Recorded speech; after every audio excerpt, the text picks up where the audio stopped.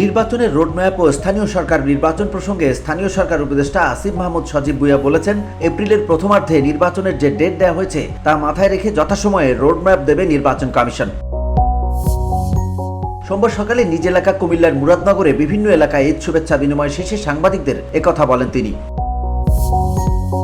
আসিফ মাহমুদ সজীব ভুঁইয়া বলেন, সোশ্যাল মিডিয়ার গুজব যখন মূলধারার গণমাধ্যমে উঠে আসে তখন তা দুঃখজনক। অনেকে রাজনৈতিক উদ্দেশ্য প্রণোদিতভাবে এটা করে থাকেন।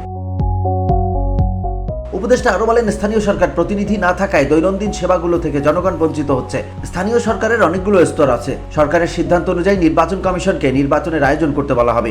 স্থানীয় সরকার নির্বাচন প্রসঙ্গে তিনি বলেন, রাজনৈতিক দলগুলো থেকে যে কনসার্ন ছিল স্থানীয় সরকার নির্বাচন হলে সংসদ নির্বাচন পিছিয়ে যেতে পারে, আর এখন সেই সম্ভাবনা নেই, যেহেতু প্রধান উপদেষ্টা একটি নির্দিষ্ট সময় নির্ধারণ করে দিয়েছেন। বসুন্ধরা, উত্তরা, বনশ্রী, কুড়িল ও বাড্ডা সহ রাজধানীর বিভিন্ন স্থানে অভিজাত ও অত্যাধুনিক মানের ফ্ল্যাট কেনার এক নির্ভরযোগ্য প্রতিষ্ঠান pleasant properties limited.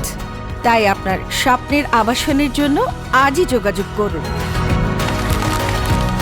Pleasant properties limited, where destiny matches eventually.